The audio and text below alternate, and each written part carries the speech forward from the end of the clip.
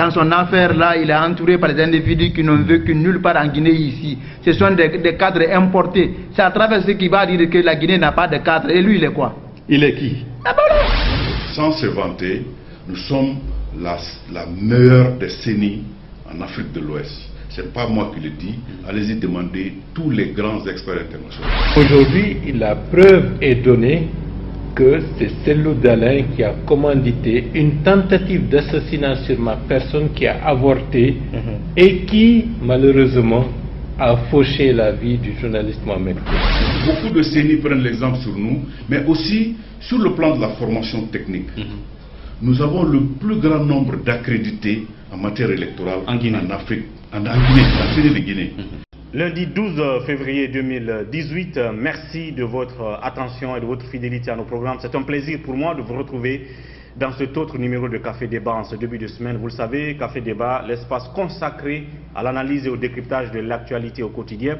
C'est pour cela que nous revenons encore sur ces deux sujets majeurs qui focalisent encore les attentions. D'abord, la question des élections, en tout cas une semaine après le scrutin crucial du 4 février, le processus électoral continue au rythme de la proclamation des résultats partiels et définitifs par la CENI, mais aussi il y a ce qu'on appelle les jeux d'alliance sous fond justement de circulation de fonds et d'argent pour avoir la tête des différentes mairies. Sur cette question, nous en parlons, mais aussi il y a des démarches de pacification, d'appel au calme pour une question de sérénité pour ce processus. C'est là-dessus que nous allons faire un focus sur la démarche du ministre de l'Unité nationale, Moustapha Gassama Diaby.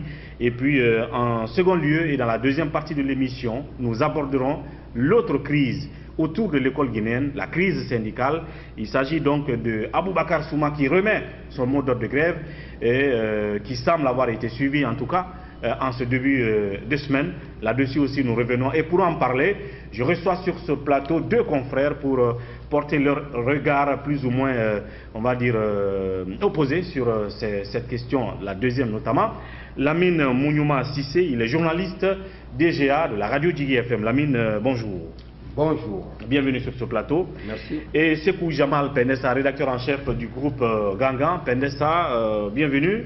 Merci. Merci de la disponibilité. Alors, premier sujet, il s'agit de ces violences post-électorales. Je l'ai dit tout à l'heure, depuis le week-end, relativement, on observait une accalmie assez relative et suite aux différentes démarches, aux différents appels à l'accalmie. Et la démarche qui a focalisé les attentions le samedi, c'est celle de Moustapha Gassama Diaby, qui est allé au siège du RPG, en même temps au siège de l'UFDG, et qui a tenu, selon beaucoup, un discours de vérité, une vérité crue, devant tous ces politiciens, tous ces administrateurs de l'État, d'abandonner les propos incendiaires au risque de se voir traîner devant la CPI. Quelle analyse vous avez face à cette démarche de Gassama? Oui, vous avez parlé tout à l'heure d'accalmie, c'est évident, mais moi j'ai l'impression que cette accalmie, on l'a, c'est parce que la violence a quelque sorte répondu à la violence.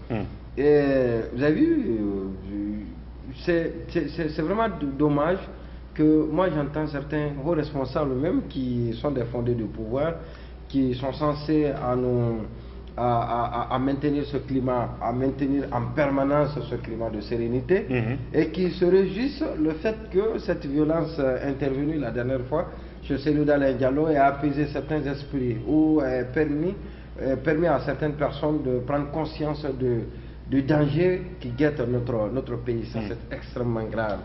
Et donc, la violence a baissé d'un cran. Les gens ont compris que malheureusement l'État qui devait être là pour les protéger n'est pas en mesure de le faire. Cet État est défaillant, ce sera de le dire, et sera le bol. Et donc c'est cette situation d'exaspération qui a animé, comme on appelle ce sentiment d'exaspération qui a animé le ministre Khalifa Gassama Diaby, parce que c'est son travail. À un moment ou à un autre, il sera certainement, l'histoire va l'interroger pour lui demander ce qu'il a fait pendant que notre pays courait vers un risque énorme. On ne le souhaite pas, on ne souhaite pas que ce risque-là soit traduit en acte dans notre pays. Et donc l'histoire va lui demander, et il a trouvé les mots, il a trouvé les arguments, et c'est pourquoi il a pris l'opinion nationale et internationale à témoin par rapport à ces passages pour dire droit dans les yeux des pyromanes qui sont tapis dans ces différents, dans ces deux, notamment grand dans ces parti deux grands politique, partis, pour leur dire que moi je joue ma partition, je fais ce que je suis en train de faire. Comme l'État est incapable, c'est ce qui insinue son ras-le-bol, c'est ce qui insinue ces vérités, comme vous l'avez dit tout à l'heure. L'État ne peut pas juger ces personnes-là, et pourtant c'est des infractions qui sont condamnées par nos textes de loi. Et parce que c'est la propagande, c'est des propagandistes, c'est des incitations à la haine, c'est des incitations à la désobéissance, et il y a même des gens qui se donnent le luxe de se proclamer. De décréter la transition. De décréter la transition, mais de se proclamer également vainqueur dans les différentes circonscriptions, et qui sont restés indemnes, voilà, donc sans aucune réaction de l'État. Et donc, eu égard à tout ça, donc le ministre Gassama, il a le droit, donc c'est donné aussi le droit, le devoir de passer pour leur dire que comme l'État ne fait rien, apparemment, c'est ce que ça insinue, je l'ai dit tout à l'heure, et moi je vais ficher ces pyromanes-là, et que je vais consacrer tout le restant de ma vie à les traduire devant les juridictions compétentes internationales. Mais est-ce que vous pensez que cela est peut-être qualifié d'une certaine audace, parce que j'ai comme impression qu'on n'en avait pas encore vu que voilà, Gassama aille dans par exemple au siège de RPG, Arc-en-Ciel, le parti au pouvoir, devant les barons du parti au pouvoir, qui étaient à la tribune. Je cite par exemple Bantamasso, qui est aussi réputé de tenir des propos souvent incendiaires, il faut le dire. Malik Sankon était là, Mbani Sangaré était là, Alpha Ibrahim Akira, tous ces barons étaient là, et ils regardaient, comment on va dire, le ministre avec un regard assez, on va dire, je ne sais pas comment le qualifier, mais ils étaient étonnés. Il y en a qui, j'ai comme impression, se grattaient comme s'ils étaient pressés de dire, eh bien, arrête de parler maintenant parce que nous, ça passe pas, ça passe pas dans les veines. Est-ce que vous pensez que c'est une sorte de courage de la part de Gassama? Oui, avant tout. Oui, c'est un courage, oui, mais il est apparemment le seul qui peut faire, qui peut s'autoriser, qui peut s'autoriser ce acte. Et parce qu'à un moment donné, vous l'avez certainement senti, l'opposition pensait que Gassama était de leur camp. Donc la mouvance pensait que Gassama ne faisait plus le travail pour lequel il était, comment on appelle, il est nommé au gouvernement. Donc a estimé que Gassama est en train de trahir la volonté du président de la République, ou sinon était en train de trahir sa feuille de route. Et pourtant c'est son travail qu'il faisait, c'est son travail de dénonciation, c'est son travail d'alerte qu'il faisait. Alors il est beaucoup plus rassuré, c'est-à-dire que bien que ça ne plaît pas au RPG Arc-en-Ciel, mais il peut y partir parce que c'est l'État. Le RPG a l'obligation de garantir la sécurité de Gassama, de ne pas permettre à quelqu'un de lui arriver quelque chose à son siège. Et parce que c'est le parti au pouvoir. À l'UFDG, il est rassuré, parce que là-bas on l'applaudit. Ce sont ces militants qui l'applaudissaient, parce que ce qu'il disait convenait parfaitement à ces militants. Donc il est parti, il a tenu ses propos, malheureusement qui n'étaient pas du goût de ces UFDGistes qui estiment que la solution est à portée de main, et donc on n'a pas besoin d'aller ailleurs. Les pyromanes sont de l'autre côté, et pourquoi ne pas les arrêter, les traduire devant la justice, alors que donc c'est l'effet réaction donc dans leur camp. Alors il n'avait pas besoin d'y aller, mais il fait son travail parce que les pyromanes se trouvent dans tous les camps. Absolument. Et donc il est venu à l'UFDG, à RPG, il a tenu ses propos, il est parti à l'UFDG, il a tenu les mêmes propos, il a mis en garde ces pyromanes, comme pour leur dire que la justice, je l'ai dit tout à l'heure, la justice guinéenne, la loi guinéenne qui prévoit et qui condamne qui prévoit et qui condamne ces agissements. Comme cette justice ne se moue pas, cette justice ne se meut pas, bouge pas. Donc cette justice ne veut pas condamner, ne veut pas travailler, ne veut pas constituer un obstacle pour la propension de ces idées propagandistes, de ces idées d'incitation à la haine et à la désobéissance civile. Et donc moi, j'ai ma solution. Ma solution, c'est la CPI. Et parce que malheureusement, ça a été constaté que dans tous les pays où on a laissé ces gens librement exercer, ça conduit toujours à la dérive. À la guerre. Et donc, pour ne pas qu'on réagisse en amont, il faut réagir en aval pour les mettre en garde et pour leur dire que si la justice ne fait rien, il y a une justice internationale qui saura agir au bon moment. Oui, Pendessa Gassama, qui, pendant que les foyers de tension se multipliaient sur le territoire, à l'intérieur du pays, on a parlé du Kakaliko, on a parlé de Kindia, Beila, ici à Conakry, on a assisté à une sorte d'accrochage mais violent entre les partisans de l'UFDG et du RPG à Dixine. Voilà Gassama qui prend le courage en main, il va au RPG, il dit aux militants qui sont là face aux barons du parti, vous qui êtes là, si vous laissez que les gens qui sont devant vous ici tiennent des propos de sorte à vous diviser, vous voisins dans les quartiers, eh bien, quand il y a la guerre, c'est vous qui allez mourir, qui allez en pâtir. Eux, ils vont prendre le lendemain leur billet d'avion, aller en France, aller aux États-Unis. C'est le même discours qu'il récidive à l'UFDG, devant des militants de l'UFDG. Et cette vérité crue révèle d'abord telle d'une certaine audace de Gassama. Oui, ça c'est une évidence quand même, quand on sait que il y a des gens parmi les militants qui peuvent se permettre de tout. Vous comprenez donc que c'est des grands risques qu'il avait pris. C'est un acte courageux. Mais je voudrais revenir un peu en arrière. Vous avez posé une question à Lamine, celle de savoir si ce sont ces appels au calme qui ont ramené l'apaisement dans la cité. Moi, je pense que si ces appels ont contribué, mais ça n'a pas apporté grand-chose. Ce n'était pas principalement ces appels-là. C'est qu'il faut connaître ces hommes politiques pour pouvoir analyser leurs faits. Dès après la publication des résultats, bon, ce n'était pas officiel à travers ce qui se disait ça et là. Donc l'opposition a crié tout de suite à la fraude. Donc il fallait chercher à intimider l'adversaire, puisqu'on a estimé que le pouvoir a triché pour le RPG Arc-en-Ciel. Il fallait leur dire attention, nous sommes là, on est prêts. Vous avez vu, c'est lourd, tous ces appels, c'était de dire je demande aux militants de l'UFDG de rester mobilisés. Ils n'avaient même pas appelé à manifester tout de suite. C'était des mises en garde. Je vous demande de rester mobilisés. Donc c'était pour dire à l'autre camp, lorsque vous allez vous permettre de nous frauder, et puis voilà ce qui va se passer. Donc on leur a dit finalement, on s'est dit bon, comme on a donné le ton, attendons, puisque le dernier mot reviendra à la justice, bon, de façon élargie à la CENI, vous comprenez, attendons ce que la CENI va donner comme résultat, vous comprenez. Donc on espère que la CENI saura quelle est la responsabilité qui est la sienne, par conséquent elle va chercher à rétablir chacun dans ses droits. Donc on est dans cette attente. C'est pas parce que il y a eu des appels, c'est ma compréhension.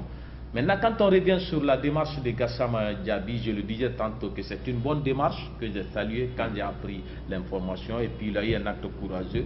Maintenant, quand on vient au niveau du discours qu'il a eu à tenir, des discours des deux côtés qu'il a eu à tenir, c'est un bon discours globalement, vous comprenez. Mais j'ai trouvé deux points qui dénotent le fait qu'il n'a pas été, à mon avis, bien conseillé sur le plan de la communication. Vous comprenez, je ne sais pas si c'était improvisé, il est parti sans pour autant avoir le temps de consulter. Est-ce qu'il y a une faille dans sa démarche, vous pensez? Oui, pas dans la démarche, dans la communication. Quand il vient, le point que Lamine abordait, quand il vient dire on va établir un fichier pour répertorier et mettre en place une cellule d'écoute, vous comprenez, de tous les responsables politiques et administratifs du pays, que ce soit en ce moment, dans les médias, que ce soit sur les réseaux sociaux, on va les poursuivre à la CPI. Je pense que cela, s'il avait mesuré le sens que cela allait donner après, comme c'est que Lamine expliqué par rapport, parce que je suis parfaitement d'accord, cela veut dire que la justice guinéenne ne fait pas son travail, c'est pourquoi il va de l'autre côté. Mais je suis convaincu que ce n'est pas le message que Gassama a voulu faire passer. Il a voulu mesurer, c'est-à-dire faire comprendre aux gens jusqu'où allait sa détermination. Cela veut dire qu'il était prêt à aller jusqu'au niveau des juridictions supranationales. Oui, c'est une manière de dire que si la justice n'est pas proactive, n'interpelle pas les gens qui sont responsables de ses propos, lui, il peut saisir la cour pénale. Je reste convaincu que ce n'est pas le message là qu'il a voulu véhiculer. Vous comprenez? Sinon, il allait le répéter hier, par exemple, sur le plateau de la RTG, là où il était invité. Mais il a voulu juste dire aux gens, je suis prêt jusqu'à tel niveau. Bien. Par conséquent, voici ce que je vais faire si vous continuez. Mais, du coup, la communication n'a pas été bien faite de telle sorte que ça vient confirmer la thèse de tous ceux qui disent que la justice guinéenne, elle est défaillante. Au-delà de l'aspect CPI, justice guinéenne, on peut quand même dire que ce qui est formidable dans la démarche, oui, c'est un constat général, mais sauf que ce n'est pas ce que lui il a voulu véhiculer comme message. Bien. Deuxième aspect de sa communication, c'est quand il vient, c'est beau de venir interpeller, donner des conseils aux militants, etc., interpeller les acteurs qui tiennent des discours, je ne sais pas, de va-t-en-guerre. Mais il y a un aspect qui lui a échappé, c'est ce qu'il devait ajouter. Il devait rassurer les militants, ou en tout cas les citoyens, puisqu'il a dit qu'il s'adresse aux citoyens guinéens. Il devait les rassurer pour dire que restez tranquille, la CENI va faire son travail. Bon, peut-être vous m'avez posé la question à la radio pour dire que c'est pas lui qui a la CENI, comment il peut donner des assurances. D'accord, mais vous pouvez au moins interpeller la CENI, c'est le fond du problème. Bien. Pour dire que la CENI, il faut bien faire ton travail, quand tu vas le faire, tout le monde est rassuré, il n'y aura pas de problème. Donc le fait qu'il n'a pas tenu compte de cet aspect dans son discours, il y a eu des ratés, et je pense que ça a même choqué quelques-uns. Voilà. Oui, Lamine, pour revenir toujours sur la démarche de Gassama. Quand il dit que la communication de Gassama n'a pas été, à son avis, complète, n'a pas été la meilleure communication en pareille circonstance, je ne suis pas d'accord. Et parce que ce n'est pas quelque chose d'improvisé, à mon avis, par Gassama Diaby, parce que ce n'est pas la première fois. Ce que Gassama a insinué ce jour-là à l'Assemblée générale, aux différentes assemblées générales des deux partis, il ne pouvait pas le dire tacitement, il ne pouvait pas le dire directement, il l'a dit certainement tacitement, mais c'est quelque chose que Gassama a condamné tous les jours. C'est une réalité. Que nous-mêmes nous avons condamné, que c'est une réalité. C'est l'euphémisme d'ailleurs de dire que la justice guinéenne ne se bouge pas. Ouais. Donc c'est une réalité. Lui-même il l'a condamné et il a demandé à ce que la loi soit appliquée sur les gens sans distinction. Il a dit à tout le monde, il a dit. Au siège du RPG par exemple, il a dit que la loi... C'est pas parce qu'on est RPG qu'on doit bénéficier de la faveur de la loi. Non, c'est pas parce qu'on est IFDG qu'on doit bénéficier de la faveur de la loi. De la faveur de la loi. Mais la loi doit être appliquée. La loi n'a pas été votée sélective, n'a pas été sélective. La loi n'a pas été sélective à son niveau, dans son application sur la population. Alors donc Gassama l'a dit, nous autres nous l'avons dit, on le dit tous les jours, on parle de la faiblesse de l'État. La faiblesse de l'État s'exprime par le fait que la justice démissionne dans son rôle régalien. Son rôle régalien, c'est de ramener les fauteurs de troubles, c'est les hors-la-loi à la loi. C'est ça le rôle de la justice. Mais depuis combien de temps on assiste à cette chienlit, à des déclarations fantaisistes, à des déclarations qui sont très dangereuses pour la cohésion et pour l'unité nationale? La justice ne fait rien. Ça fait combien de temps nous interpellons la justice à agir? Ça fait combien de temps nous interpellons l'État lui-même à agir? L'État ne le fait pas. Et donc Gassama, je l'ai dit tout à l'heure, il a une responsabilité. Il va être interrogé par l'histoire. Qu'est-ce qu'il a fait étant responsable, premier responsable de la promotion du droit de l'homme dans notre pays, de la citoyenneté dans notre pays? Alors c'est pourquoi il s'est levé. Le plus souvent, je ne suis pas d'accord avec Gassama pour cette démarche. Absolument. Et ça, c'est normal. Donc, je donne mon point de vue, mes points de vue qui sont parfois très critiques contre ces actes. Mais cet acte qui a été posé par Gassama, moi, je l'apprécie à sa juste valeur. Je l'apprécie bien. Et parce que c'est l'expression, comme je l'ai dit tout à l'heure, c'est l'expression d'un ras-le-bol face à une situation exaspérant pour tout le monde. Absolument. L'État n'existe pas. Absolument. Et donc il faut brandir certainement la menace de la CPI pour ramener les gens à l'ordre. Et c'est ce qui est en train de le réussir aujourd'hui. Et la partie, et franchement, la partie qui a gratté, on va dire, je ne sais pas si je peux appeler ça, qui est rentré un peu dans les fibres, je l'ai dit tout à l'heure, patriotiques des uns et des autres, qui a plu, c'est quand il a dit à ces pauvres militants massés devant leurs responsables, que ce soit à l'UFDG ou au RPG, de dire, vous qui êtes là, quand ça va péter, eh bien ceux-là qui sont devant ici prendront leur vol et ils iront facilement en France, aux États-Unis et ailleurs, et vous, les voisins qui vous battez, vous allez mourir pour rien. Et ça, c'est une vérité que rares de responsables, qu'ils soient politiques ou administratifs, disent aux pauvres populations.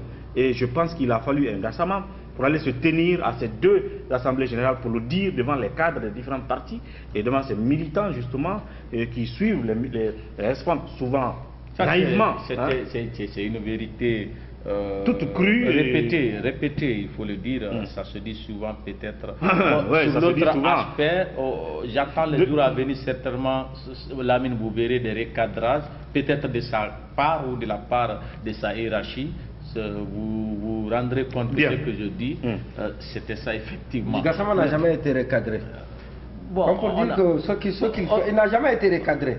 Jacques Gassama s'exprime et après, c'est vrai qu'il y a des gens qui sont fâchés, qui ne sont pas d'accord avec ce qu'il dit, qu'il soit dans son camp ou ailleurs, mais ils le disent, ils l'expriment comme on le fait, comme on est en train de le faire maintenant, mais il n'y a jamais de recadrage. Le recadrage pour moi, c'est un communiqué du gouvernement, par exemple, où, comment on appelle, un rappel à l'ordre du Premier ministre qui hiérarchiquement... C'est ce que peut-être vous verrez dans les jours à venir, où lui-même cherche à corriger son... Je pense qu'il y a quelque chose à corriger dans Je ne pense pas qu'il y ait quelque chose à corriger. Je pense qu'il n'y en a pas. Ce qui a été dit, c'est ce qu'il faut dire. Il n'y a rien à corriger, Penessa. Qu'est-ce qu'on peut corriger dans ça? Deux aspects. Il a dit des vérités à certaines entités. Il devait dire la vérité aussi à la CENI, par exemple. Oui, mais c'est pas parce qu'il ne l'a pas dit qu'il faut qu'il le dise, je veux dire. C'est-à-dire que s'il n'a pas dit à la CENI... Non, c'est-à-dire que tu ne peux pas venir t'attaquer aux conséquences en oubliant les causes. Oui, mais est-ce qu'il doit accabler la CENI dans ce discours? Qu'est-ce qui nous a amené? Est-ce qu'il doit... Non. Est-ce qu'il...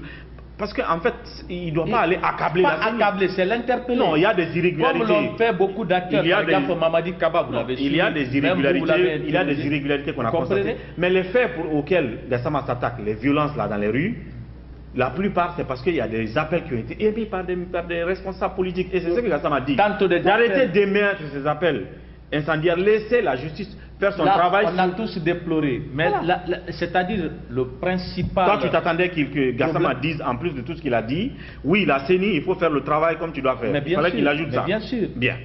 Il aurait équilibré son appel. Peut-être qu'il ajoutera ça. Sur l'autre cas, je disais que c'était une vérité. Pour terminer, oui. Répéter, dire que quand il y aura problème ici, tous les responsables là vont vous laisser ici, vont prendre l'avion. Peut-être c'est venu cette fois-ci de quelqu'un qui appartient à l'élite dont il parle. Pas forcément le lieu, le contexte où il a dit, devant qui il a dit, c'est important. C'est important, c'est ce qui fait la particularité. Sinon, même nous journalistes, non, je suis d'accord que nous le disions dans les sensibilisations, dans les émissions. Mais oui. Et c'est ça la vérité. Quand il y aura problème, il y en a qui n'ont même pas de passeport. Mais c'est ça. Par conséquent, ils ne pourront pas chercher à quitter le pays. Même s'ils avaient leur passeport, ils n'ont pas le billet d'avion. Ça, c'est un fait quand même. Voilà. Donc, on espère que, je ne sais pas, ça fera effet la démarche de Gassama, mais pour passer ces dernières scènes de violence, peut-être que vous avez des analyses à donner là-dessus. Avant qu'on ne parle des jeux d'alliance, vous avez vu cet accrochage qu'il y a eu entre des groupes dits de Aboubakar Souma, l'ancien député de l'UFDG, et des partisans justement de Cellou Dalein Diallo qui étaient, dit-on, venus sécuriser la maison de Cellou Dalein Diallo, donc qui a un peu surchauffé le climat du côté de Dixine la dernière fois.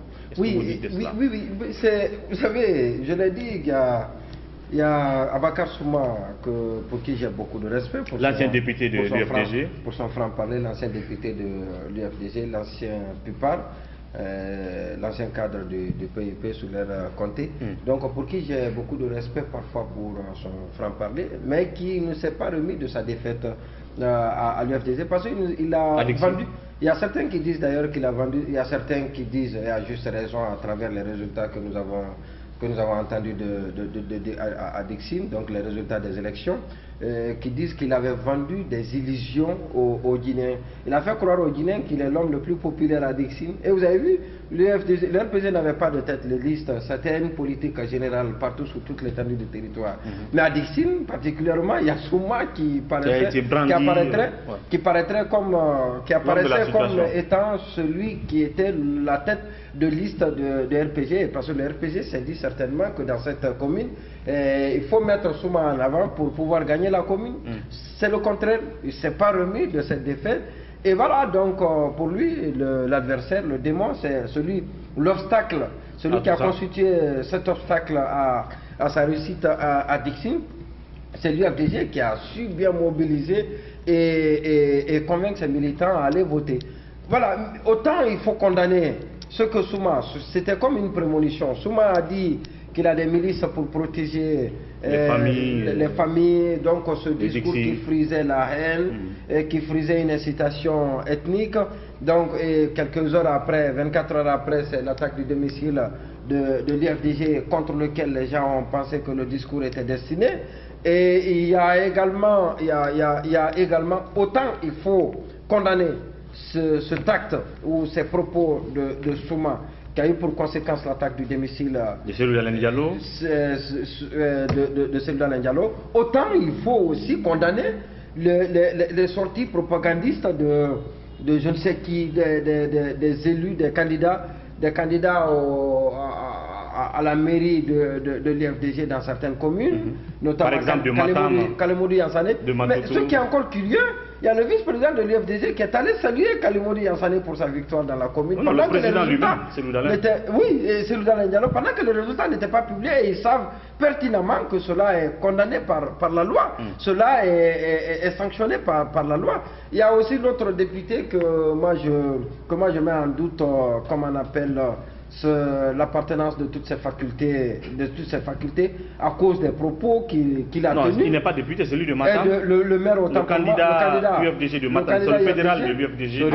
Soria, à cause des propos qu'il a décrété une transition. Qu'il a tenu, c'était qui sortent de l'ordinaire. Et donc cela aussi n'a pas été condamné, n'a été condamné nulle part. Par la loi, et donc, par l'État. C'est en quelque sorte la violence qui a répondu à la violence. Il y a eu cet appel à l'insurrection, parce que quand vous vous déclarez vainqueur dans une commune pendant que les résultats ne sont pas publiés et que les résultats donnent le contraire, et que dans les faits que cela soit une réalité, les résultats donnent le contraire, c'est pour dire implicitement à vos partisans de sortir et de réclamer votre victoire. Ouais. Et donc, autant... Et comme cela s'est passé, il y a eu cette incitation, cela n'a pas été condamné. Bon, il y a Souma aussi qui s'est donné le luxe, qui se dit, bon voilà, il faut répondre il faut répondre aux adversaires. Bien. Et voilà, donc Souma a fait ce qu'il a fait à Dixie. Et malheureusement, les gens ont pris la mesure de la chose et se sont dit que nous sommes en train de courir vers un gros risque si nous ne ressaisissons pas. Et les gens se sont ressaisis. Et l'accalmie, elle est évidente aujourd'hui. Bien. Pourvu que cette accalmie continue et le processus continue, je l'ai dit, sous forme de proclamation des résultats partiels. On voit que depuis 3 jours, Maître Salif Oukébé, le président de la CENI, est sous les projecteurs chaque soir ou à la mi-journée. Il proclame les résultats au fur et à mesure que ces chiffres leur tombent sous la main. Mais pendant ce même moment, il y a ce qu'on appelle actuellement les jeux d'alliance. Il y a des partis qui ont eu une courte avance dans certaines communes, mais qui ont besoin d'alliances pour garder la tête de la commune. Et s'ils n'ont pas ces alliances-là, ça veut dire que celui-là qui est venu en deuxième position pourrait prendre la tête de la commune. Et c'est là où je dis qu'il y a de l'argent qui circule, on est en train de négocier des postes, de ceci, cela. Quel regard vous portez sur ces alliances qui sont en train de se faire maintenant derrière les rideaux? Et justement le fait qu'on n'ait même pas expliqué ce facteur-là aux citoyens, de dire que votre parti peut venir en tête dans une commune, mais s'il n'a pas fait les bonnes négociations avec des partis qu'on appelle des petits partis qui ont eu 2 ou 3 sièges, eh bien vous ne pouvez pas garder la tête de la commune. Que dire de ce jeu d'alliance-là, Pendes? Oui, ce jeu d'alliance, pour les résumer, il faut dire que dans la vie, chacun a un jour. Vous comprenez? On assiste aujourd'hui à ce qu'on appelle à la naissance des partis qui sont les plus forts du moment. C'est transitoire, hein? Mais actuellement, quand vous prenez la commune de Dixine par exemple, c'est l'UGD de Mamadou Sylla qui est le parti le plus fort, le plus courtisé, en attendant que tout ne finisse. Puisque là, c'est son mot qui viendra dire qui va être le maire. Vous comprenez? Donc l'UFDG, entre l'UFDG et le RPG, il n'y a qu'un siège de différence. À Dixine. Oui, le RPG est en tête avec un seul siège, ce qui fait que ça ne va pas lui permettre d'être maire. Mais l'UFDG aussi, sans l'alliance de l'UGD de Mamadou Sylla, ne pourra pas être maire, puisque les autres petits partis qui sont là, l'UFC et quel autre parti qui n'ont qu'un siège. Et on sait que depuis quelque temps, entre l'UFDG et l'UFC de Abakar Sylla, ce n'est pas le parfait amour. Exactement. Donc il y a très peu de chances pour l'UFDG de convaincre Abakar Sylla à lui accorder son seul siège là. Donc on pourrait assister à des surprises. À des surprises, il faut le dire, puisqu'à un moment, vous avez vu combien de fois on assiste à une sorte de péton. Et on apprend d'ailleurs que le RPG est allé voir Mamadou Sylla pour Dixine, où il y a eu des négociations entre le candidat de l'UGD. D'abord, c'était entre la délégation du RPG et le Sylla fils, le fils de Mamadou Sylla. Et le petit n'a pas été, excusez-moi du terme, je dis petit, M. Sylla n'a pas été très dur avec la délégation. Il a tout de suite presque donné son accord, puisque toutes les conditions qu'il posait étaient apparemment acceptées. Il demande qu'on lui accorde 4 chefs de quartier dans la commune de Dixine. La délégation a dit il n'y a pas de souci pour ça, nous c'est la mairie qui nous intéresse. Il a demandé un poste ministériel, il veut être ministre, le petit, selon les révélations. Le fils de Mamadou Sylla. Le fils de Mamadou Sylla. Le RPG a dit que ça ne cause pas problème, c'est le président qui décide, c'est lui qui nomme qui il veut, vous comprenez? Il ajoute qu'il veut aussi des affaires, c'est avoir des contrats, des gros contrats, des marchés avec l'État, puisque son papa l'a injecté dans les affaires aussi. Mais là aussi, ça n'allait pas causer problème, sauf qu'au retour, et puis on vient faire le compte rendu à Sylla père, qui dit non, pourquoi tu peux donner un accord facilement? L'autre accord qu'on avait signé, rien n'a été respecté. C'est-à-dire en 2015. En 2015, Alpha n'a rien respecté. Donc c'est pas comme ça. C'est pourquoi il y a eu des rebondissements. Étant donné que Mamadou Sylla aussi a signé une alliance avec l'UFDG. Exactement. Donc c'était compliqué et c'est quelque chose à appris sans pour autant chercher à connaître le fond du problème. Il vient faire une déclaration sur la place publique. Son vice-président là, comment il s'appelle, Dembo, qui vient dire qu'il n'est pas question de négocier avec le RPG. Du coup, Mamadou Sylla, qui sait qu'il a des affaires à traiter, qui a fait une sorte de recadrage pour dire que les portes sont ouvertes. On verra qu'est-ce qui est bon pour le parti. Voilà. Donc c'est pour dire que jusqu'à présent rien n'est, il n'y a pas encore le dernier mot à Dixine. Et comme dans toutes les autres communes, dans toutes les circonscriptions. Oui, et je pense que si, pour finir, si même l'UFD avait pris le soin de dire ça aux militants dès le début, en attendant qu'on ne connaissait pas la position de l'UGD, qui est-ce qu'il allait soutenir, s'il disait attention, c'est pas parce qu'on a perdu d'un siège qu'on a perdu la mairie, on n'allait pas assister à toutes ces tensions. Les citoyens n'ont pas cerné tout le contour. Cet aspect-là. Oui, Lamine Mouyouma, je l'ai dit tout à l'heure, pendant que la CENI est en train de donner des résultats provisoires définitifs, je dis partiels définitifs, il y a les jeux d'alliance. Est-ce que vous pensez qu'on pourrait assister à des surprises après cette phase d'alliance-là, pour le choix des maires? Oui, et moi je crains pour les militants de l'UFDG que les victoires, les courtes victoires qu'ils sont en train de célébrer maintenant ne se transforment en désillusion. C'est-à-dire que l'UFDG, malheureusement, que l'UFDG par le fait des alliances perdent toutes ses communes où elle pouvait sans doute récupérer avec l'appui de ses alliés traditionnels. Par exemple à Dixine. Ses alliés traditionnels. Par exemple à Dixine. Ses alliés traditionnels dans cette élection, c'est l'UDG de Mamadou Sylla. L'UDG de Mamadou Sylla et d'autres, principalement l'UDG de Mamadou Sylla. Donc avec lequel il peut espérer avoir Dixine et d'autres localités, donc d'autres. Mais si l'argent joue son rôle là-bas, c'est l'UFR qui va dicter son mot. L'UFR, voilà. Et on sait aussi. Mais malheureusement, dans ce pays, on ne fait pas la politique avec conviction. C'est vrai que la politique, c'est une question d'intérêt. Oui, mais il y a des intérêts, quand certains intérêts heurtent certaines convictions, donc on laisse tomber, on laisse de côté l'intérêt pour suivre sa conviction. Sa conviction, c'est quoi? Il y en a qu'on a entendu dire qu'on ne peut pas collaborer avec Alpha Condé. D'abord, Alpha Condé n'est pas... ne respecte pas les accords. Alpha Condé ne respecte pas les accords. Alpha Condé, on a tout fait, c'est Sidia qui l'a dit, lors de la synergie, qu'on a tout fait pour que ce régime soit attractif. Mais malheureusement, on se rend compte que c'est le contraire qui est produit. Donc, on va tirer toutes les leçons. Sidia l'a dit. Il dit que ces élections ne sont pas des élections. L'implication de l'administration, par exemple, qui est une certitude, donc qui est une évidence. Et ça, il l'a dénoncé et ça l'a choqué à plus d'un titre. On a même pensé, on a entrevu une division entre Sidia et Alpha. On a anticipé sur... Ils le rencontrent quelques jours après. Oui, on a anticipé sur un divorce entre les deux. Et vous avez vu Alpha Condé, qui connaît bien les Guinéens, ses adversaires, a appelé Sidia Touré et a fait appeler Mamadou Sylla, qui était très hargneux contre lui. Et donc, aujourd'hui, les choses semblent se passer autrement. Et donc, l'UDG suit son intérêt. Mamadou Sylla est un homme d'affaires, il n'est pas politique. Pendé Saladi, il préserve ses affaires. Et donc, il préserve autre chose. Son fils qui est candidat à Dixine, lui, veut un poste ministériel, il veut que 4 chefs de quartier. Oui, oui.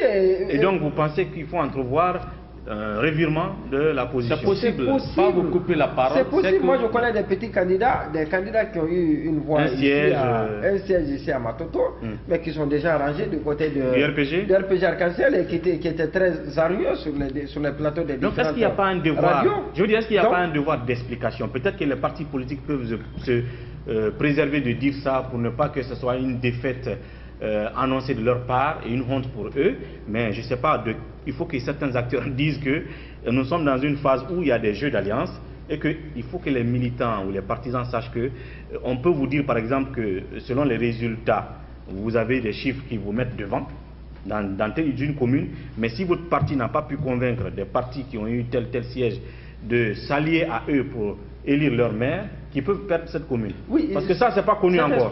Ça, c'est pas connu. Cette explication pédagogique est importante. Voilà. Mais c'est là où je dis que les partis politiques ne jouent pas pleinement leur rôle. Ils ne font pas franchir. Ne font pas leur travail vis-à-vis des militants. Le devoir de sensibilisation et d'explication de certaines situations aux militants. Ils estiment qu'en le faisant, ça ne les arrange pas. Et donc, il ne faut pas le faire, il faut laisser les militants dans ce noir, dans ce noir, et cela s'exprime à travers la réaction des militants sur les réseaux sociaux, par exemple, et sur le terrain.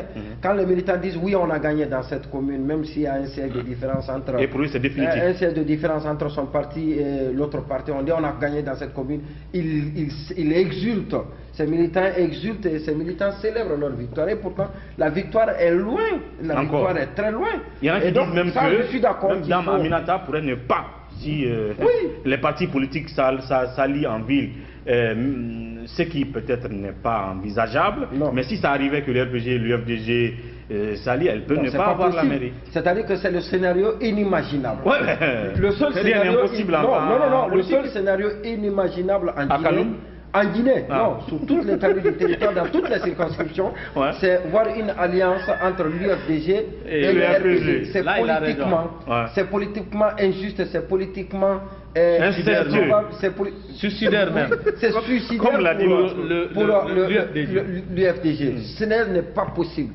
Mais toute autre alliance entre le RPG et d'autres partis politiques est possible avec la force de l'argent, la force des promesses également qui vont être réactivées pas forcément, les décrets pas forcément ne suivront. Donc la force des promesses qui vont être réactivées, les promesses alléchantes cette fois-ci, qui vont paraître comment on appelle, réalisables pour les personnes à qui on tiendrait ces promesses. Et donc par la force de tout ça, le RPG, tu verras le RPG à la tête de beaucoup de communes. Pour le cas précis de Kaloum, je vous apprends d'ailleurs que selon les infos qu'on a eu, peut-être vous avez eu les mêmes infos, Cellou a déjà rencontré son ami Aminata Touré. On est au courant de cela. Voilà. Donc là-bas, peut-être c'est ce qui pourrait. Aminata qui a rencontré Selou. Oui. Selou n'a pas rencontré Aminata. Aminata est venue vers Selou. Voilà, c'est Aminata qui est dans le besoin. Bien. Exactement. Donc, alors il y a eu un tête-à-tête entre les. Oui, puisqu'on nous apprend qu'ils ont des liens. Vraiment, Bon, en tout cas, c'est des amis, des anciens amis qu'on apprend. De très longtemps. Ouais. Maintenant, pour revenir... et pour terminer rapidement... Oui, l'analyse globale de ce jeu d'alliance, si on pouvait mesurer les chances des uns et des autres, cela veut dire, moi je pense que la posture qui est là, c'est l'UFDG, comme Lamine le disait, et c'est le RPG qui a la chance de remporter beaucoup d'alliances. Peut-être pas la chance, mais le pouvoir de... Pour plusieurs raisons. Peut-être le pouvoir d'acheter. D'abord, je l'ai dit à plusieurs reprises, en termes de négociations politiques, Alpha est plus fort que Selou, vous comprenez, puisque Selou, il n'a pas le courage de prendre certaines promesses, de tenir certaines promesses. Mais Alpha, ce n'est pas son problème. Il peut promettre n'importe quoi, demander n'importe quoi, il va vous dire oui, je vais faire. Bien. Pourvu que lui puisse arranger la situation qui est là présentement.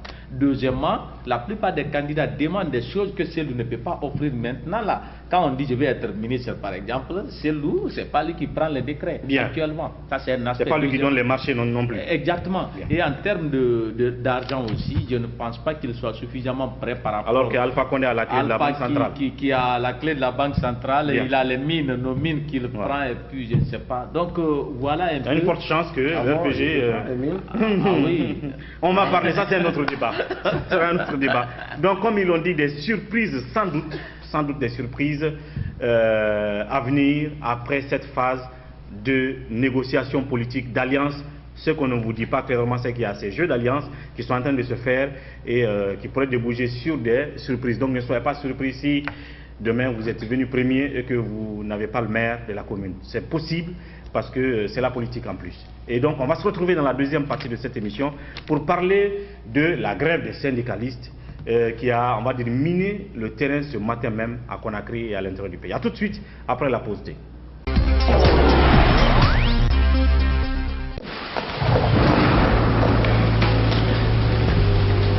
Il existe des choses qui nous donnent la force et l'audace d'aller au-delà de notre imagination.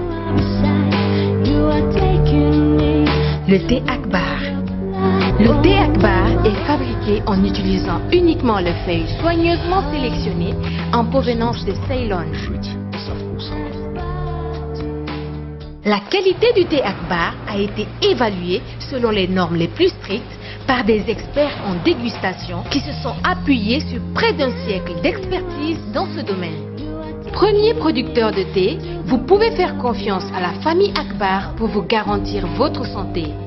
Seule la meilleure tasse de thé peut vous procurer de la fraîcheur. Thé Akbar, le leader mondial.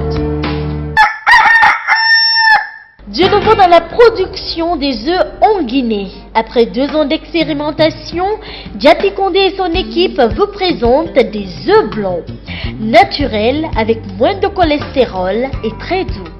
Les œufs blancs sont produits sur place à Kindia et vendus avec les alvéoles à des prix très abordables, 22 000 francs guinéens et 24 000 francs guinéens pour un alvéole de 30 œufs. Procurez-vous des œufs blancs de chez Diaty Condé aux 4 coins de la Guinée. Contact Kankan Korossa 669 00 59 85 ou le 621 18 90 62. Conakry le 664 04 55 92. Kindia 625 22 84 38. Boki Kamsar 622 60 31 61. Mafereya Forecaria 664 33 25 11. Consommez les œufs blancs, vous ne serez pas déçus.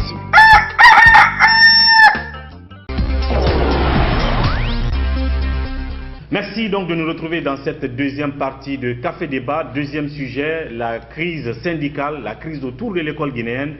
Aboubacar Souma rébellote et remet son mot d'ordre de grève. Pendant ce temps, le ministère de l'Éducation, la FSPE, les parents d'élèves ont tous demandé à ce que les cours se tiennent aujourd'hui.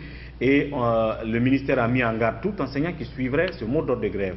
Ce matin, il y a eu une série de constats dans les écoles et c'est à cela qu'on va revenir et poser la question à savoir est-ce que Aboubacar Souma est encore légitime, est-ce qu'il est encore écouté. Oui, Pendessa, vous avez donc envoyé des reporters dans les écoles pour faire les constats. Qu'est-ce qui ressort, qu'est-ce qui est ressorti de ces constats à la mi-journée ou le matin aujourd'hui? Le mot d'ordre est largement suivi. Peut-être Lamine ne dira pas le contraire. Non, on verra bien. Le mot d'ordre est largement suivi. À Conakry, bon, je n'ai pas de correspondant à l'intérieur du pays. C'est vrai qu'on ne se rend pas souvent sur des connaissances, mais il n'est pas aussi prudent pour nous journalistes de se fier tellement aux informations des non-professionnels. Sinon, quelques échos qu'on a eu de l'intérieur aussi, on nous dit que c'est suivi. Mais limitons-nous à Conakry ici. Dans les écoles de Conakry. Ici, dans les écoles de Conakry, le mot d'ordre est largement suivi. Peut-être vous avez aussi quelques échos sur la route, le tronçon Taneri-Matoto. Il y a des élèves du lycée Senghor qui se sont rabattus sur la route ici puisqu'ils n'ont pas trouvé d'enseignants. Il y a eu des scènes d'approchage entre les élèves et les forces de l'ordre. Exactement. Donc, c'est ce qu'il faut dire. Maintenant, je ne sais pas s'il est temps d'analyser. Oui, je vais dire, est-ce que cela, donc, puisque vous avez fait le constat que les écoles, pour la plupart, étaient vides, les enseignants ne sont pas venus, est-ce que ça veut dire qu'Aboubacar Souma reste encore écouté? Mais c'est ça la vérité. On est dans une posture là où on peut dire c'est tous contre Souma. Et selon ce que les autorités disent, puisqu'ils disent qu'il n'y a personne derrière lui. Tous contre Souma, d'accord, restons sur cette posture, mais le seul, écoutez alors. S'il y a eu des contre-déclarations, il y a eu des intimidations pour dire qu'il ne le suivait pas, on l'a suivi, quelque part, cela veut dire que le monsieur reste légitime. Et je pense que c'est ce que je disais à la radio, il faut que ceux-là qui sont directement concernés, les ministres concernés par cette crise, fassent attention. Notamment Damanta Albert Camara et Kaokare qui Damanta Albert Camara qui semble se foutre de tout ça. Exactement. Il n'a pas besoin d'arranger la situation. Tout le temps, il est cramponné sur la même position. Nous n'avons pas d'interlocuteur, sinon que si Savané et autres là. Alors que c'est un juriste, je vous le rappelle. Je ne sais pas qu'est-ce qu'il Qui est juriste? Damanta. Vous comprenez, il donnait même des cours à l'université. Donc, je ne sais pas qu'est-ce qui l'amène à raisonner des fois, jusqu'à ce qu'on se demande est-ce qu'il vit en Guinée? Oui, mais il raisonne en juriste comme ça. Vous comprenez? Mais comment vous pouvez on va revenir à vous. Alors oui. Il raisonne en très bon juriste. Non. Il ne sait pas, peut-être, ou bien il le sait, mais il ne veut pas le reconnaître, qu'en matière syndicale, c'est que le fonctionnement du mouvement syndical ne répond pas à des principes, à des normes que sont le décret, l'arrêté ou je ne sais pas quoi. Si au niveau de l'administration publique, les décisions viennent du sommet pour que ça s'applique en bas, la pyramide elle est renversée en matière du syndicat. C'est la base qui décide. Donc c'est un principe tellement simple, élémentaire. Il le connaît, mais c'est que il a des raisons qui lui sont propres et on veut là enfoncer le chef de l'État puisque tout ce qu'il dit, peut-être lui aussi c'est un juriste, mais puisqu'il a peut-être toute sa vie en politique, il n'est plus calé au texte. Mais demandant qui a donné des cours, il connaît très bien, mais quand on vient dire ça au chef de l'État... Donc pour vous, Aboubacar Souma reste encore écouté, il garde encore sa légitimité. On va dire peut-être que selon ce que Pendessa vient de dire, il gagne une fois encore le pari de mobiliser autant d'enseignants. Oui, Lamine Mounima Sissé, est-ce que vous pensez de tout ça? Est-ce que c'est le moment d'écouter Aboubacar Souma, de le prendre au sérieux, de l'appeler autour de la table? Oui, mais je ne sais pas. Il dit que Damanta... qu'il a l'impression que Damanta n'est pas au bain de ce qui se passe, n'est pas ce juriste qui fait bon usage de ses connaissances en droit dans l'application, dans la résolution de cette crise syndicale, de ce que vous appelez, de ce qu'il convient de dire par certains, par beaucoup de personnes, crise syndicale. Mais on est dans une crise syndicale quand même. Vous n'allez pas nier ça, on est dans une crise syndicale. Lamine n'était pas au pays. On est dans une crise syndicale, Lamine. Donc ça, je le dis, nous étions tout à l'heure dans une des émissions à la radio de ce groupe de presse, avec un des syndicalistes et deux dissidents donc appartenant au camp Souma, mais qui n'ont pas été capables de nous prouver et de prouver aux auditeurs que la démarche qui a amené leur camp à jeter leur dévolu sur Souma le présenter comme étant le secrétaire général, le nouveau secrétaire général du SLEC, cette démarche-là, ils n'ont pas été capables de prouver que la démarche elle est normale. Et parce que la démarche, je suis d'accord. En quoi ils n'ont pas été capables? Je suis d'accord que l'organisation syndicale est différente. Les élections où les choix sont différents par rapport à ce qui se passe dans l'administration. C'est la pyramide renversée, ça part de la base au sommet. Mais pour convoquer un congrès, il faut d'abord le bureau sortant. Si le bureau sortant ne le fait pas, il faut la base, les 2/3 du bureau sortant pour le faire. Le président le fait, attendez. Oui, mais le schéma qui le fait. Mais le schéma Lamine, on est. Attendez. C'est le premier secrétaire général c'est le secrétaire général qui le fait, qui est le président. Si ça va, l'équivalent du président, ou c'est, comme on appelle, les 2/3 du bureau sortant qui le font. Donc c'est ces 2/3 qui font. Maintenant, tout cela n'a pas été fait. Il nous a expliqué pourquoi ça n'a pas été fait. De toutes les façons, il y a un congrès qui a été organisé en catimini quelque part. Et après, le lendemain, on nous a fait savoir qu'il y a le congrès qui a été organisé, mais personne n'a vu.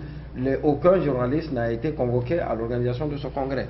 Donc ça, c'est une chose. Ça, c'est autre chose. C'est déjà passé. Maintenant, comment voulez-vous que ce congrès qui ne s'est pas passé dans les conditions requises, que le gouvernement, qui se veut légaliste, compose avec ce congrès le responsable de celui qui a convoqué ce congrès et qui s'est fait élire comme étant le secrétaire général à l'issue de ce congrès. Ça, c'est une question importante. Bien. Donc, qui corrobore sans doute la position, la réponse à cette question corrobore à la démarche qui est celle de Albert Damantan Camara. Ça, c'est une chose. Deuxième chose, moi, je suis parfaitement d'accord que les enseignants, il faut une bienveillance. Il faut une bienveillance de l'État vis-à-vis des enseignants. C'est la couche la plus défavorisée de l'administration guinéenne. Je suis d'accord que toute l'administration, les fonctionnaires sont maltraités en Guinée. D'accord. Mais les enseignants, une dose de plus pour les enseignants. Mais il faudrait également que cette démarche qui vise à réclamer ou revendiquer les meilleures conditions pour ces enseignants, que la démarche soit légale. Et c'est ce que je reproche. Donc celle d'Abakar Souma est illégale. Non, mais elle est plus qu'illégale. Parce que lui-même, il est illégal. Ah bon? Donc cette légitimité, il a parlé tout à l'heure des cours. Des cours qui n'ont pas eu lieu dans beaucoup d'écoles. Je suis d'accord avec lui que les cours n'ont pas eu lieu. Mais il faut relativiser. C'est-à-dire que c'est vrai qu'il y a certains qui ont suivi le mot d'ordre de grève. Beaucoup d'ailleurs. Beaucoup, ça c'est... Je ne sais pas si vous avez un cabinet de sondage pour le savoir. Il suffit d'aller dans le départ. Je vous explique. Je dis, il y a certains qui ont suivi le mot d'ordre de grève de Abakar Souma, mais il y a d'autres, vous conviendrez avec moi, que d'autres parents d'élèves, enseignants, ont refusé d'aller pour ne pas être victimes des effets collatéraux de la grève. On se souvient qu'il y a une grève de ce genre. L'année, il y a moins de 5 mois, où des élèves innocents ont perdu la vie. Bien sûr. Où des usagers innocents qui n'ont rien à voir avec la grève ont perdu leurs biens, ont failli y laisser leur vie. Donc les gens ont en mémoire ces effets collatéraux de la grève. Ont refusé d'aller, connaissant que l'État n'existe pas. L'État est moribond. L'État guinéen n'existe pas. On parlait tout à l'heure de la faiblesse de l'État dans un autre domaine, dans la gestion de la crise post-électorale. C'est le même État qui est là et qui doit gérer, qui est censé gérer cette crise. Donc les élèves... Vous finissez par appeler ça crise maintenant. Ce que vous appelez crise. Donc c'est cet État, malheureusement, qui fuit sa responsabilité face à des situations de... Et c'est pour cela que les enseignants sont restés à la maison aujourd'hui, selon vous? Non, je n'ai pas dit les enseignants. Quand vous dites les enseignants, c'est comme si tout le monde est resté parce que... Mais dans les écoles, il n'y avait que 2 aujourd'hui. Quand vous partez à Léopold Sédar Senghor, il y a 2 enseignants. Là-bas à Kaporo, il y a 3 enseignants. L'État a rassuré de leur garantir la sécurité. Oui, c'est pour éviter... Partout, il y a des pick-up des agents. Peut-être que je m'exprime mal, mais ce que je vais vous dire, je m'exprime mal, mais je vais le dire très rapidement. Je dis, certains enseignants ont suivi le mot d'ordre de grève de Abakar Souma. D'autres ne sont pas venus parce qu'ils ont peur de subir les effets collatéraux, sachant bien que l'État est absent dans notre pays, l'État ne peut pas les protéger. Même s'ils ont la volonté d'enseigner, ils ne pourraient pas, parce que l'environnement, les conditions ne leur permettent pas d'enseigner, parce que l'État n'est pas là pour garantir cet environnement, cette condition pour eux. Je n'ai pas dit les enseignants. Pourtant, le porte-parole, je vous arrête tout de suite, pourtant le porte-parole du ministère de l'Éducation, hier, est sorti à la télé, dans le journal, pour dire il faut que les enseignants partent à l'école. Tous ceux qui ne partent pas à l'école demain lundi, on suppose qu'ils suivent le mot d'ordre d'Aboubacar Souma et donc seront traités de la même façon qu'Aboubacar Souma. J'ai pas terminé, j'ai pas terminé. J'ai pas terminé. Et après, pour parler de sécurité. C'est monsieur perturbé. Non, pour parler de. C'est pas perturbé, c'est le porte-parole du ministère. Oui, je l'ai trouvé. Et il a dit que en matière de sécurité. Quand il demande aux enseignants en matière de sécurité, comme s'ils avaient boudé les cours. Donc, il a dit qu'il invite les enseignants à reprendre les cours. Comme s'ils étaient en congé, vous avez repris. Et donc, il est perturbé. C'est un communiqué qui a été rédigé dans l'agitation la plus... Bien. Comme pour dire qu'il contrôle rien. Maintenant, ce que je veux vous dire... Le facteur sécurité, il a dit aussi qu'on va sécuriser les enseignants. Il n'y a pas eu... Pénès a été un homme de terrain. On a tous suivi comment la première grève s'est déroulée. On n'a pas entendu le même ministère dire que les gens ne doivent pas refuser d'aller. Tous ceux qui refusent, ils avaient même des enseignants de relais qui devaient relever ceux qui allaient refuser d'aller. Il avait dit à l'époque que c'était du mensonge. Est-ce que vous avez compris? Oui. Est-ce que vous avez compris? Donc on a dit que ceux qui n'iront pas seront relevés et définitivement. Ça a été fait. Les gens vont risquer leur vie. Parce qu'un communiqué qui ne sera jamais appliqué a été passé par un ministère. Vous ne pouvez pas risquer votre vie. C'est-à-dire vous ne pouvez pas aller, sachant qu'en allant appliquer ce communiqué de votre département de tutelle, en allant appliquer ce communiqué, vous allez risquer votre vie. Vous n'allez pas le faire. Bien. Parce que ceux qui ont vécu, ceux qui ont subi ces effets collatéraux, aujourd'hui, on le sait comment ça a été fait. Jusqu'à présent, l'enquête qui a été ouverte n'a pas été refermée. Bien. Donc, je vous dis... Donc, ce n'est pas par la légitimité d'Aboubacar Souma. Attendons, je suis désolé que les gens puissent tirer une conclusion hâtive, y compris mon très cher d'enfance, Pendessa, qui a fait sans doute un diagnostic, qui a fait une remarque, qui a fait un récapitulatif de ce qu'il a constaté sur le terrain, mais qu'il ne lui revient pas de tirer une conclusion, parce que ce n'est pas le moment de tirer la conclusion. Attendons les jours à venir pour que les gens soient certains que la sécurité, l'environnement y est, s'y est, pour donner les cours et qu'ils ne partent pas donner les cours. Bien, oui, Pendessa, rapidement. Oui, il a soulevé cette question de... Bon, puisque la légitimité ne se pose même plus. Ça ne se pose pas? Non, ça ne se pose pas. Okay. Oui, ça ne se pose pas parce que le mot d'ordre a été suivi. Mais je vous dis,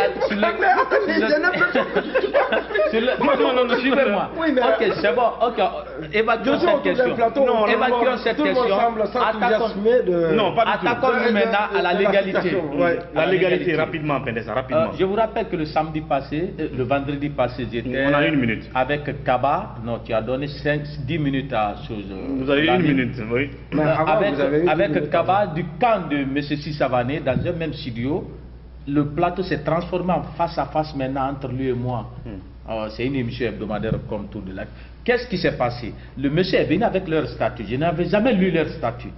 Mais quand il le lit, tu comprends immédiatement qu'ils sont dans l'illégalité totale. Puisqu'il a soulevé des questions, il ne sait pas qu'il était face à un juriste. Toutes les fois qu'il lisait un article, il faisait sortir des défaillances. Concrètement. Vous comprenez? Il dit, comment dirais-je, que le congrès là n'est pas valable. Il dit en quoi il n'est pas valable? Il dit que ce n'était pas la personne la mieux indiquée qu'il a convoqué. Il faut que le secrétaire général le convoque ou les 2 tiers du bureau. Il dit, messieurs là qui l'ont convoqué, et Sissavané, et Souma, et Portos, et d'autres étaient membres du bureau. Il dit non. Il y a combien? Combien sur combien? Il n'y a que 3, 4, 5, 4.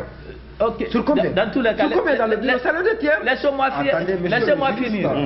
Laissez-moi finir. C'est les 2 tiers. Tu bouffes mon temps là comme ça. Pas compris. Oui, rapidement. Je lui ai demandé en quoi lui n'était plus membre du bureau. Souma. Il dit qu'il a été exclu. Il dit, en bon, est-ce que votre acte, je l'ai rappelé ces principes-là. Et maintenant, il me fait lire l'article, c'est là où il m'a aidé même. Il dit, le membre du bureau en cas de faute lourde, patati patata, il est exclu. L'exclusion est prononcée par le bureau après avis du congrès. C'est là où il s'est fait prendre. Je lui ai demandé, alors aidez-moi, quel est le congrès qui avait donné son avis par rapport à l'exclusion de Souma? Il était perturbé. Bien. Vous comprenez? Donc, c'est dire qu'ils ne savent même pas où est-ce qu'ils vont. Il est venu lire un truc. Donc vous pensez que le camp Sissavané aussi est dans l'illégalité? Est dans l'illégalité totale. Bien. La légitimité dont on parle aussi. Les 33 préfectures du pays, moins gérées là où le DP avait menacé le représentant du SLEC, étaient là pour le congrès. Les 33, oui. Qui s'est passé ici. Que Lamine appelle nous, on était sur le terrain. Qu'est-ce qu'il appelle? là-bas? Non. Non, dans toutes les organisations, dans votre organe est partout. C'était un congrès menacé. C'était un congrès menacé.